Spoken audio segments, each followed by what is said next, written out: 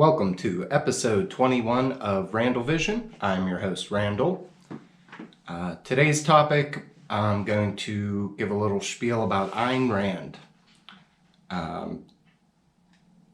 Probably one of the few female philosophers that I've read, or female authors that I've read. And I don't know, it was interesting how, my very first introduction to Ayn Rand was my mom buying me a copy of Atlas Shrugged. That I think it was around the time that I should have been transferring out of my local community college to some kind of institution that would give me a degree in something, and I didn't really have money. So my mom found a scholarship contest where you call it, or high school or college students. You know what? I don't know. This might have even been all the way back in high school. I don't know. She bought me the book. It was for a scholarship, and you were supposed to read the book and then write an essay about it. And best essay gets the biggest scholarship or whatever. But I read about 100 pages. And I was like, I cannot relate to this. I was like, what is this? And so I put it down. And I forget how many years later it would be until I came back to it. Probably if it would have been in my late teens, encountering the book, maybe early 20s, it would have been my late 20s whenever I actually picked it up and read it, maybe mid-20s. Somewhere around there. But after putting it down and picking it back up and growing into my pants, so to speak, that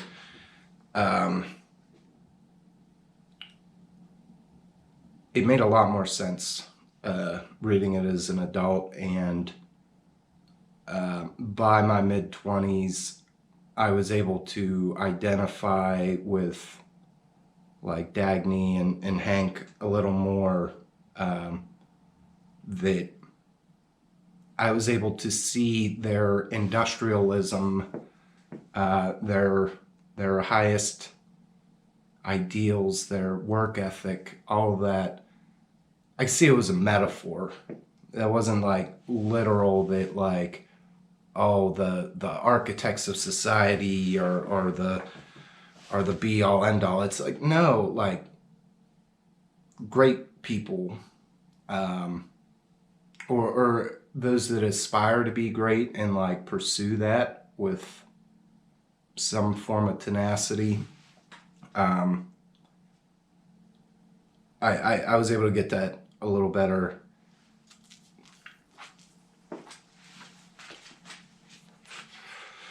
Now the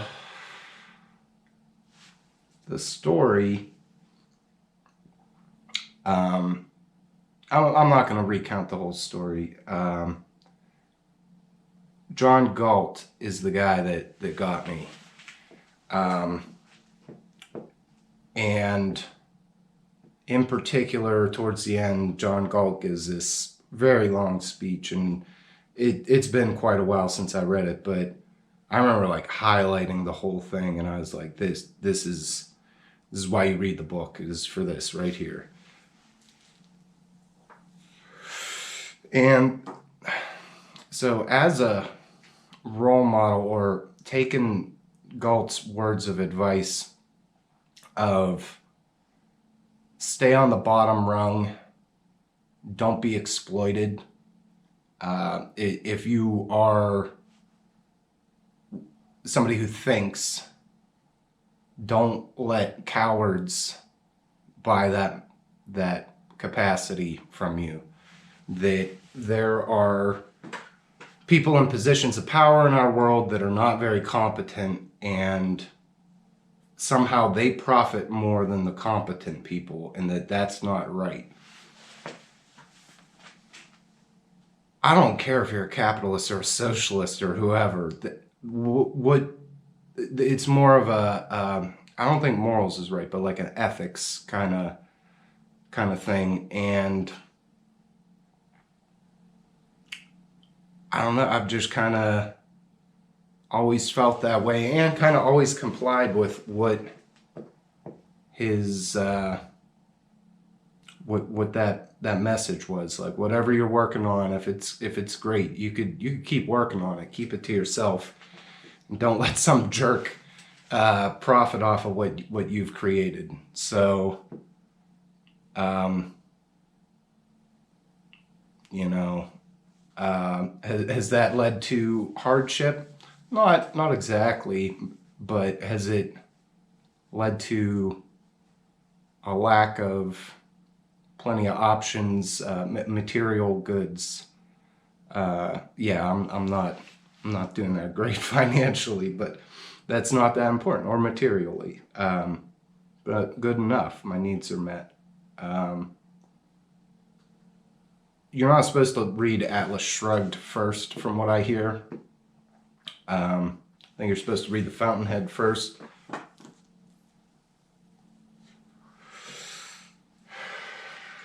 And I liked Atlas Shrugged enough that I was like, oh, she's written other books. Okay, let's check this out. And so I picked up The Fountainhead for a second go through, and it did make sense more of, like, that the story's more narrow and condensed in The Fountainhead. You know, it's at least 200 pages shorter, if not 300. But Howard Rourke was easier to identify with than Hank or Dagny. Or, like I said, I'm more of a Galt man myself. If I were to pick somebody to identify with out of that story. But Howard was a cool dude. Maybe not cool, but like driven. He had a single purpose, which was to build things. And this may be where the trope comes from, but working from the whole way up, that, you know, working in a quarry because he wants to understand the materials that he's going to be designing with. That type of dedication to a craft. And I don't know, like, both of those works, I consider them romantic. And the word, I was thinking about this earlier today, the word romantic, I can't even really define that to anyone. Like, the definition of that word in my head is what my cultural conditioning to understand what that word means. And it doesn't, like, correlate one-to-one to, like, I couldn't put that in a sentence. It's too big of a concept. But anyhow, I would consider those works romantic. So, and to the capitalism in it, or that's supposed to be supported by it, is a romantic version of capitalism. That, like, if capitalism worked that way, I don't think socialists would object to it, because, you know, the owners of capital would understand paying an appropriate amount for labor, that an equal exchange of value is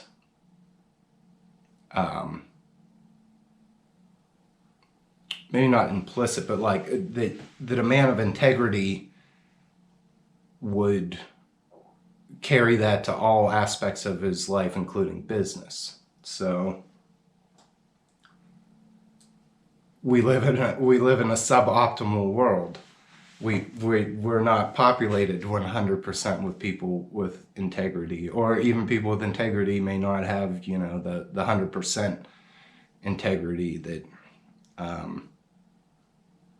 some people can be bought. The price is just very high. I don't know.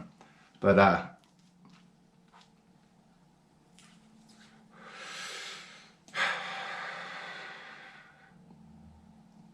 my interpretation of those works, the way they made me feel, the way me think, the role models that they provided for me, that might be a misinterpretation, and that's fine. Like, if it provided value to me, then, you know, if it molded me into a stronger person, then that's a good thing, right? And if where am I going with this?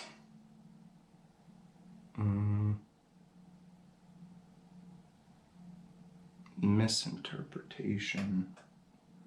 Oh, proves to yield fruit. Nope, losing it here.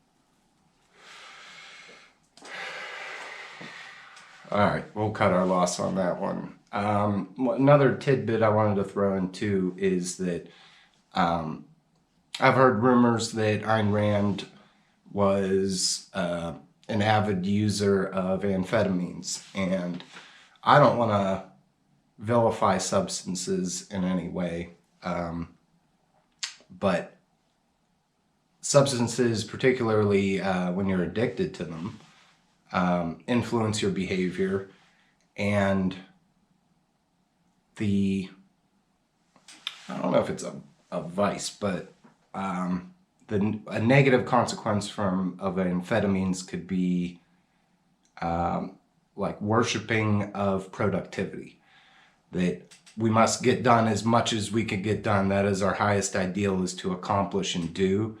And like, there's a time and a place for that, but like, if that's your bag, you might be trying too hard. I don't know. And too, it might work for some people. That's fine. Who am I to judge?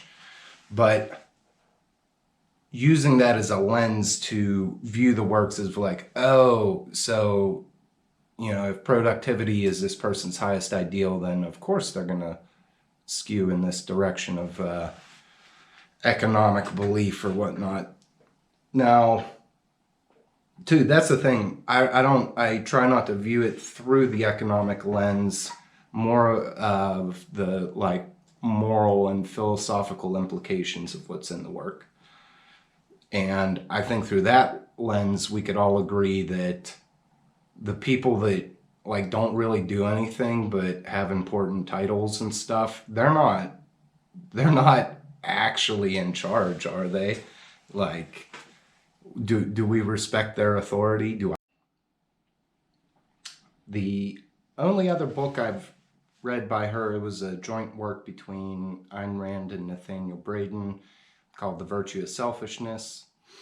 I don't remember exactly it was a collection of essays, and I don't remember the ones on selfishness in particular, but I could say with some degree of certainty that they helped shape me into the selfish man that I've most certainly been in the past.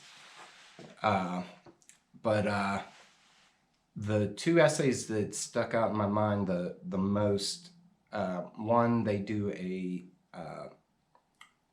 logical refutation of racism. So by the end of it, you're like, oh, okay, so people are either doing it or being racist because they're either dumb or they have some sort of agenda, like a divide and conquer kind of deal.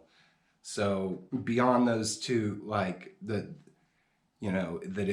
sane human should draw the conclusion that like racism is dumb. There's no basis for it. And the other was that life is a precondition for value. That the little thought experiment, imagine time and space without living things, what in that situation can you call valuable? That it would just be collisions and explosions and absorptions and all kind of stuff, and no witness to bear, and or nothing bearing witness. And what would you deem valuable? Like the so it was definitely formative in shaping my worldview of like, oh, that's what matters. These living things, us growing and dying, and all of that. That's a big deal. And tying it back to the beginning, the first thing that Rand did to get her hooks into me was seeing her insist upon a truth that a conclusion I had reached on my own before reading the book, before reading Atlas Shrugged, and her insistence that A equals A, like the identity principle, is a super important philosophical truth, or whatever you want to call it, that tying it back to the beginning of Randall Vision here, where I insist that honesty is like super important. It is like that's that things are what they are, and that we can agree upon them makes the world what it is. So that's like really important. And now determining what objective reality is from individual to individual varies. That, and with some degree of objectivity, we could say that some people have a more firm grip than others. And I don't know, like, it would be cool if we could like come together and get a grip on like what reality is. That's something that's been mildly concerning over the last few years, is like, oh, people are like starting to go rogue here, get a little divergent on the what actually is occurring timeline or whatever. So do me a favor and try to be sane. let's try to agree what reality is. That's all. Remember, you're a sovereign individual. Do what thou wilt.